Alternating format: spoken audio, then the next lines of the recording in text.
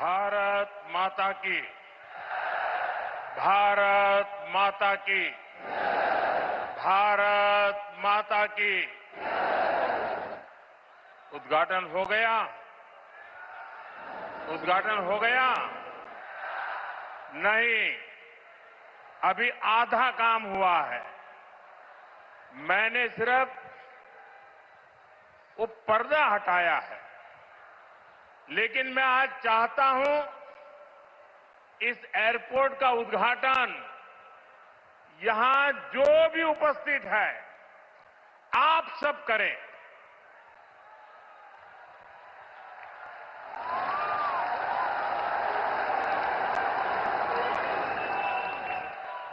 और इसलिए आप अपना मोबाइल फोन निकालिए, अपने मोबाइल फोन का फ्लैश लाइट कीजिए और आप इसका उद्घाटन कर रहे हैं। आप दिया जला करके यहां उपस्थित हर व्यक्ति आज इस एयरपोर्ट का उद्घाटन कर रहा है। ये आपकी अमानत है, ये आपका भविष्य है, ये आपका पुरुषार्थ है और इसलिए उसका उद्घाटन भी आपके हाथों से हो रहा है। आप अपने भारत माता की जय बोल करके हाथ ऊपर करके फ्लैश लाइट पूरी तरह से दिखाइए। भारत माता की, भारत माता की, भारत माता की। बहुत बहुत धन्यवाद। अब उद्घाटन हो गया।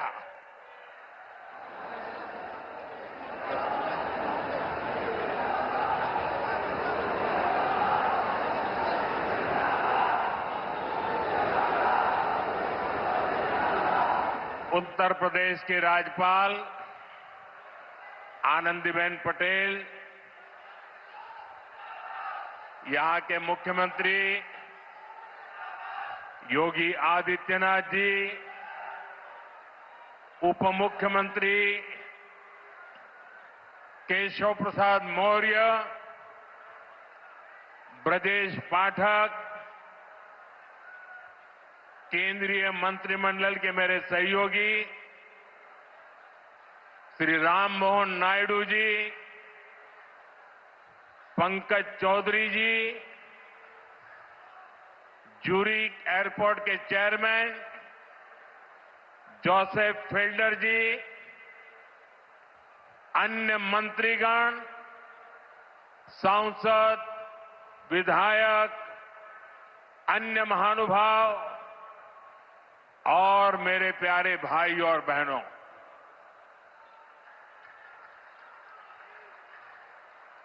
मैं देख रहा हूं आज जहां भी मेरी नजर पड़ रही है सारे युवा मुझे नजर आ रहे हैं।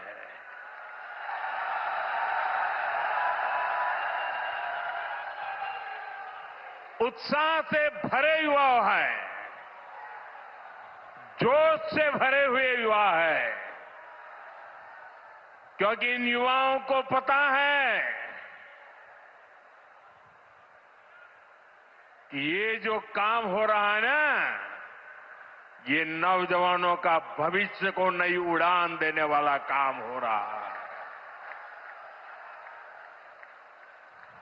आज हम विकसित यूपी, विकसित भारत अभियान का एक नया अध्याय शुरू कर रहे हैं। देश का सबसे बड़ा प्रदेश आज देश के सबसे अधिक इंटरनेशनल एयरपोर्ट्स वाले राज्यों में से एक हो गया है। और आज मेरे लिए गर्व और प्रसन्नता के दो कारण हैं। एक तो ये है इस एयरपोर्ट का शिलान्यास भी करने का सौभाग्य आप सबने मुझे दिया था और आप सबने इस एयरपोर्ट के उद्घाटन का सौभाग्य भी मुझे दिया। लेकिन मैंने उस सौभाग्य को आपके साथ बांट दिया और आपके हाथों से उद्घाटन करवा दिया। दूसरा, जिस उत्तर प्रदेश ने मुझे अपना प्रतिनिधि चुना, जिस उत्तर प्रदेश ने मुझे सांसद बनाया, उसकी पहचान के साथ, उस उत्तर प्रदेश की पहचान के साथ इस भव्य एयरपोर्ट का नाम भी जुड़ गया है। साथियों, नोएडा का ये एयरपोर्ट आगरा, मथुरा, अलीगढ़, गाजियाबाद, मेरठ, इटावा, बुलंदशहर, फरीदाबाद, इस पूरे क्षेत्र को बहुत बड़ा लाभ होने वाला है। हिंदुस्तान को और उत्तर प्रदेश को तो होना ही होना है। ये एयरपोर्ट पश्चिमी उत्तर प्रदेश के किसानों, छोटे और लघु उद्योगों, यहां के नौजवानों के लिए अनेक नए अवसर लेकर आने वाला है। यहां से दुनिया के लिए विमान तो उड़ेंगे ही, साथ ही ये विकसित उत्तर प्रदेश की उड़ान का भी प्रतीक बनेगा। मैं उत्तर प्रदेश को विशेष रूप से पश्चिम उत्तर प्रदेश की जनता को इस भव्य एयरपोर्ट के लिए बहुत बहुत बधाई देता हूं। साथियों, आज का ये कार्यक्रम भारत के नए मिजाज का प्रतीक है। आप सभी देख रहे हैं कि आज पूरा विश्व कितना चिंतित है। पश्चिम एशिया में 1 महीने से युद्ध चल रहा है। युद्ध की वजह से कई सारे देशों में खाने पीने के सामान, पेट्रोल, डीजल, गैस, खाद, ऐसी कई जरूरी चीजों का चारों तरफ संकट पैदा हो गया है। हर देश इस संकट का सामना करने के लिए कुछ न कुछ कोशिश कर रहा है, प्रयास कर रहा है। और हमारा भारत भी इस संकट का पूरी शक्ति से मुकाबला कर रहा है। देशवासियों की ताकत के भरोसे कर रहा है। भारत तो बहुत बड़ी मात्रा में कच्चा तेल और गैस, ये जहां युद्ध चल रहा है ना, इस युद्ध से प्रभावित इलाके से मंगाता है। इसलिए सरकार हर वो कदम उठा रही है जिससे सामान्य परिवारों पर, हमारे किसान भाई बहनों पर इस संकट का बोझ न पड़े। साथियों, संकट के इस समय में भी भारत ने अपने तेज विकास को निरंतर जारी रखा है। मैं सिर्फ पश्चिमी उत्तर प्रदेश की ही बात करूं तो पिछले कुछ सप्ताह में ही ये चौथा बड़ा प्रोजेक्ट है जिसका शिलान्यास या लोकार्पण हुआ है। इन कुछ ही सप्ताह में इस दौरान नोएडा में बहुत बड़ी सेमीकंडक्टर फैक्ट्री का शिलान्यास हुआ। इसी कालखंड में देश की पहली दिल्ली मेरठ नमो भारत ट्रेन ने गति पकड़ी। इसी कालखंड में मेरठ मेट्रो का विस्तार किया गया और इतने कम समय में आज नोएडा इंटरनेशनल एयरपोर्ट का आप सबके हाथों से उद्घाटन भी हो गया। साथियों, ये सारे प्रोजेक्ट्स यूपी के विकास के लिए डबल इंजन सरकार के प्रयासों का शानदार उदाहरण है। सेमीकंडक्टर फैक्ट्री भारत को टेक्नोलॉजी में आत्मनिर्भर बना रही है। मेरठ मेट्रो और नमो भारत रेल तेज और स्मार्ट कनेक्टिविटी दे रही है और ये हमारा जेवर एयरपोर्ट पूरे उत्तर भारत को दुनिया से जोड़ रहा है। और आपने अभी वीडियो में देखा, ये ऐसा एयरपोर्ट बन रहा है, हर 2 मिनट में एक जहाज उड़ेगा, हर 2 मिनट में एक जहाज उड़ेगा। पहले सपा वालों ने नोएडा को अपनी लूट का एटीएम बना लिया था, लेकिन आज भाजपा सरकार में वही नोएडा यूपी के विकास का सशक्त इंजन बन रहा है। साथियों, जेवर का ये एयरपोर्ट डबल इंजन सरकार की कार्य संस्कृति का भी बहुत अच्छा उदाहरण है। अब आप सोचिए, इस एयरपोर्ट को अटल बिहारी वाजपेयी जी की सरकार ने 2003 में ही फाइल में मंजूरी दे दी थी। 2003 में आप में से बहुत होंगे जिसका जन्म नहीं हुआ होगा। बहुत वो लोग होंगे जो उस समय 25-30 साल के 35 साल के हुए होंगे और आज रिटायर्ड की हो गए। लेकिन एयरपोर्ट नहीं बना।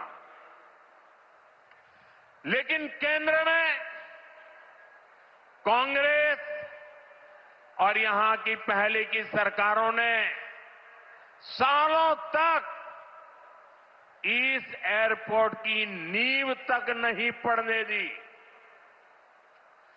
2004 से 2014 तक ये एयरपोर्ट फाइलों में ही दबा रहा। जब हमारी सरकार बनी तो यूपी में सपा की सरकार थी। शुरू के 2-3 सालों में सपा वालों ने इस पर काम नहीं होने दिया,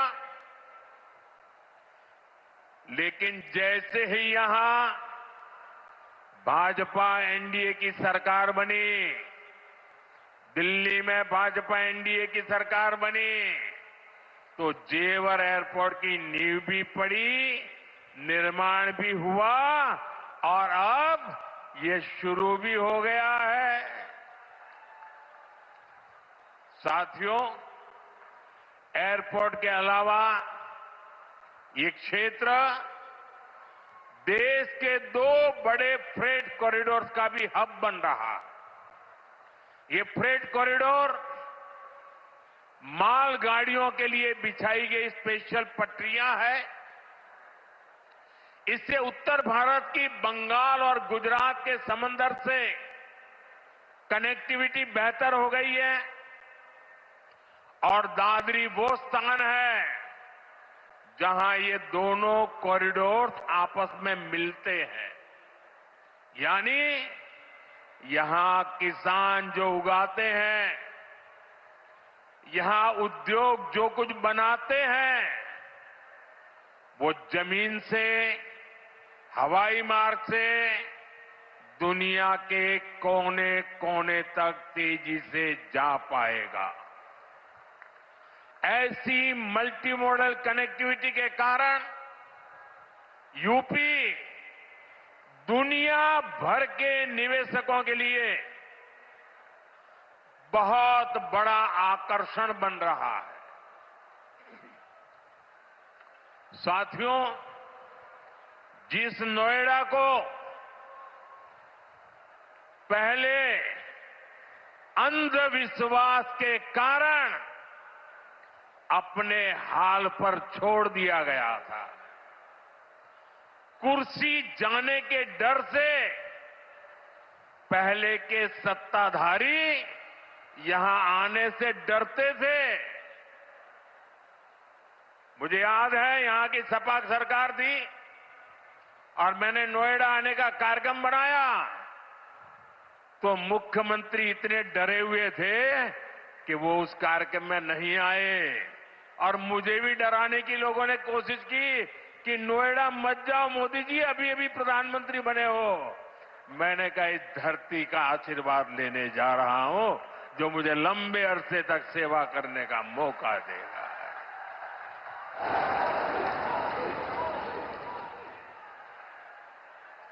अब वही इलाका पूरी दुनिया का स्वागत करने के लिए तैयार है। ये पूरा क्षेत्र आत्मनिर्भर भारत के संकल्प को सशक्त कर रहा है। साथियों, इस क्षेत्र की अर्थव्यवस्था में खेती किसानी का बहुत महत्व है। मैं आज उन मेरे किसान भाई बहनों का विशेष रूप से आभार व्यक्त करता हूं जिन्होंने इस प्रोजेक्ट को साकार करने के लिए अपनी जमीनें दी हैं। उन किसानों के लिए जोरदार तालियां बजाइए दोस्तों। मेरे किसान भाई बहनों के लिए जोरदार ताली बजाइए। मेरे किसान भाई बहन, आपके इस योगदान से ही इस पूरे क्षेत्र में विकास का एक नया दौर शुरू होने जा रहा है। आधुनिक कनेक्टिविटी का जो विस्तार यहां हो रहा है उससे पश्चिमी यूपी में फूड प्रोसेसिंग की संभावनाओं को और बल मिलेगा। अब यहां के कृषि उत्पाद दुनिया के बाजारों में और बेहतर तरीके से जा पाएंगे। साथियों, यहां मैं अपने किसान साथियों का एक और बात के लिए भी आभार व्यक्त करना चाहता हूं। आपके गन्ने से जो इथेनॉल बनाया गया है उससे कच्चे तेल पर देश की निर्भरता कम हुई है।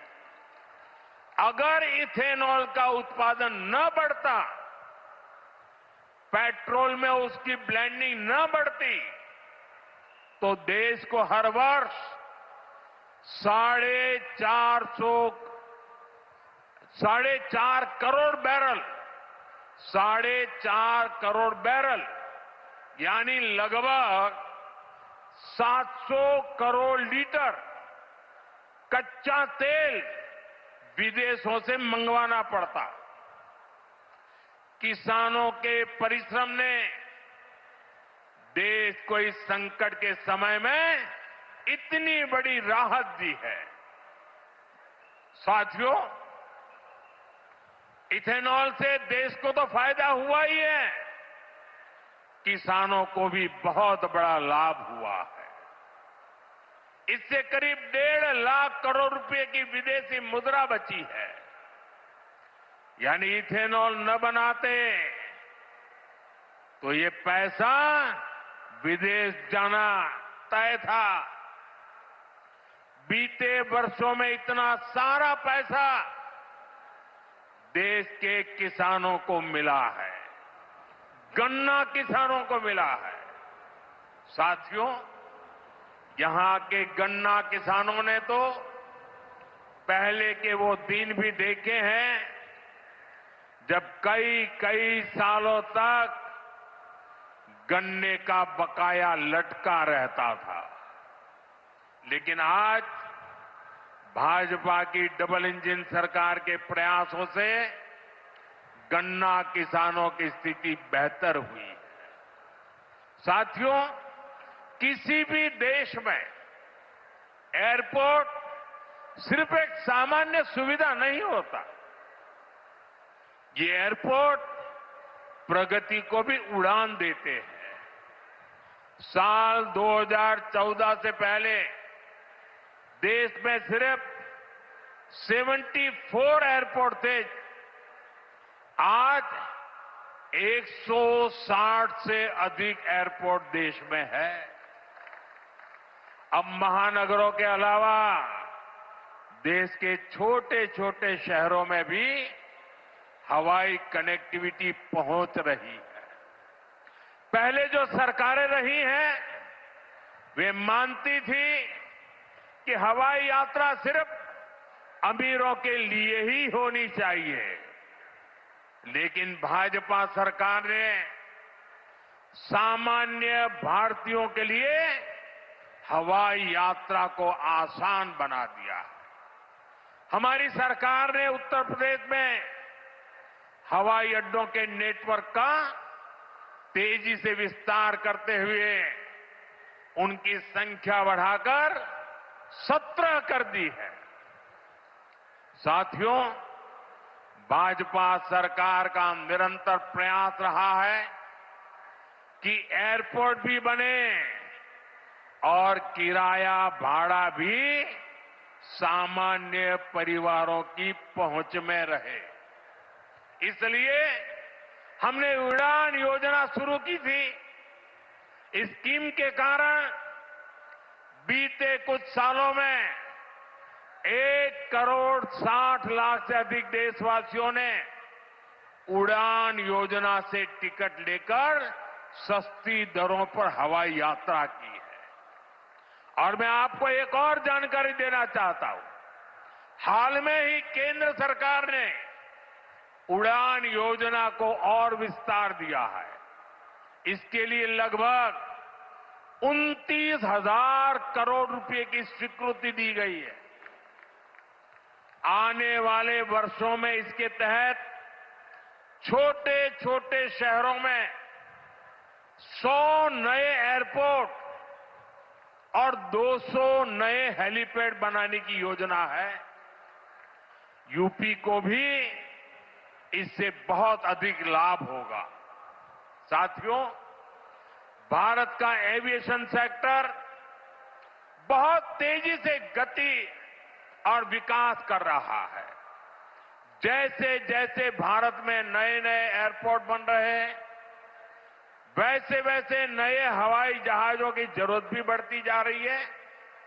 इसलिए देश की अलग अलग एयरलाइंस ने सैकड़ों नए जहाजों के ऑर्डर दिए हैं। ये जो नई सुविधाएं, नए जहाज आ रहे हैं, इनको उड़ान वाले और इसको उड़ाने वाले, इनमें सर्विस देने वाले, मेंटेनेंस से जुड़े, ऐसे हर काम के लिए बहुत बड़ी संख्या में वर्कफोर्स की जरूरत होगी। ये युवाओं के लिए बहुत बड़ा अवसर है।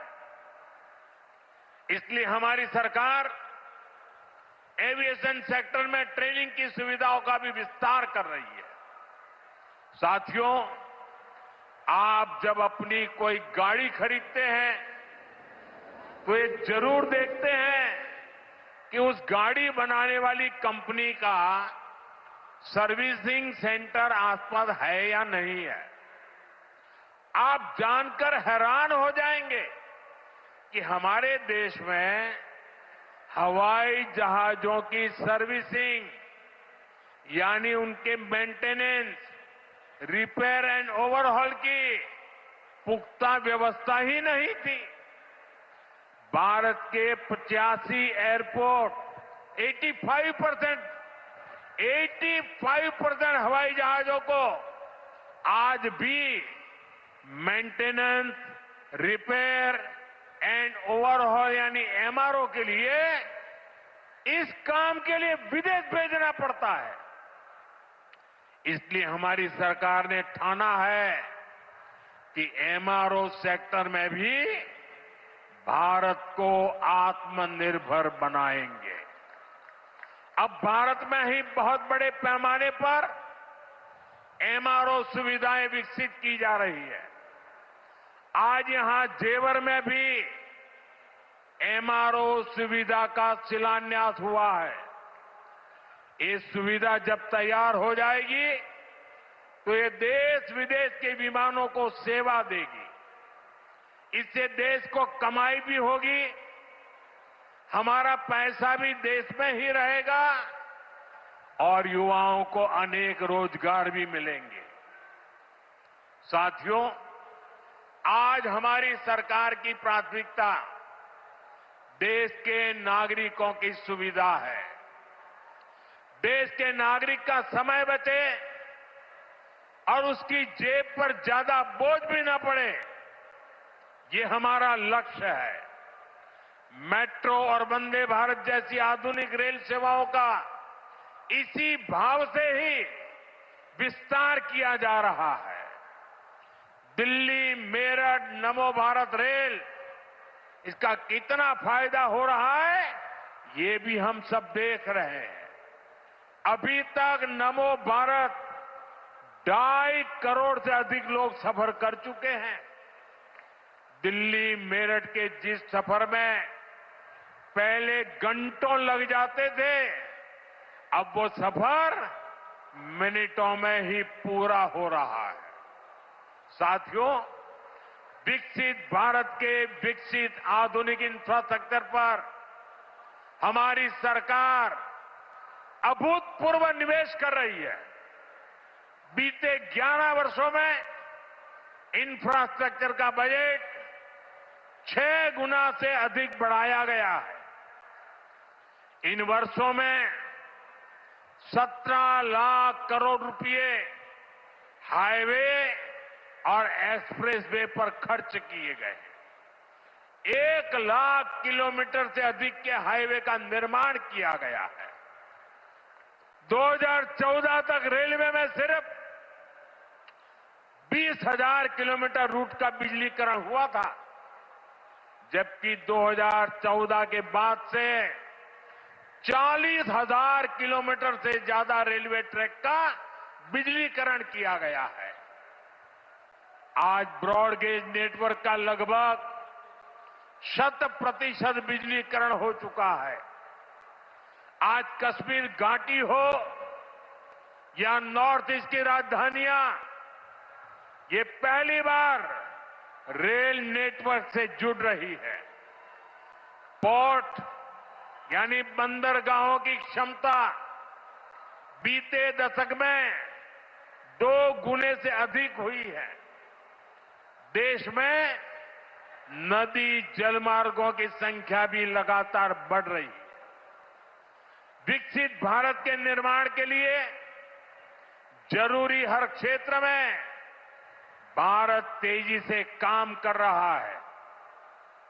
साथियों, विकसित भारत बनाने के लिए सबका प्रयास बहुत जरूरी है। ये आवश्यक है कि 140 करोड़ देशवासी कड़े से कड़ा परिश्रम करें और वैश्विक संकटों का एकजुट होकर सामना करें। अभी जो युद्ध चल रहा है, इससे पैदा हुए संकट का सामना कैसे करना है, इसके बारे में मैंने संसद में भी विस्तार से बताया है।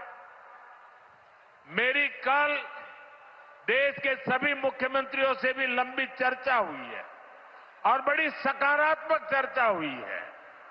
मैं आज आप सभी जनता जनार्दन से फिर कहूंगा, मैं देशवासियों से फिर से कहूंगा, हमें शांत मन से, धैर्य के साथ, एकजुटता के साथ, मिलजुल करके इस संकट का सामना करना है। ये पूरे विश्व में परेशानी पैदा करने वाला संकट है। हमें अपने देश की सबसे ज्यादा चिंता करना है और यही हम भारतीयों की सबसे बड़ी ताकत है। मैं यूपी के, देश के सभी राजनीतिक दलों से भी आग्रहपूर्वक कहना चाहता हूं, विनंतीपूर्वक कहना चाहता हूं, इस प्रकार के संकट में ऐसी बातें करने से बचें जो देश के लिए नुकसानदायक है, जो भारतीयों के हक में है, जो भारत के हित में है, वही भारत सरकार की नीति और रणनीति है। राजनीति के लिए गलत बयानबाजी करने वाले राजनीतिक बहस में तो कुछ नंबर पा लेंगे, लेकिन देश को नुकसान पहुंचाने वाली हरकतों को देश की जनता कभी माफ नहीं करती। कोरोना के महासंकट के दौरान भी कुछ लोगों ने अफवाहें फैलाई, वैक्सीन को लेकर झूठ बोले ताकि सरकार का काम मुश्किल हो, देश को नुकसान हो। परिणाम क्या हुआ? जनता ने चुनावों के दौरान ऐसी राजनीति को नकार दिया, ठुकरा दिया। मुझे पूरा भरोसा है कि देश के सभी राजनीतिक दल भी इससे सबक सीखेंगे और देश के एकजुट प्रयासों को वो बल देंगे, ताकत देंगे। इसी आग्रह के साथ एक बार फिर से उत्तर प्रदेश को इस शानदार एयरपोर्ट के लिए बहुत बहुत शुभकामनाएं।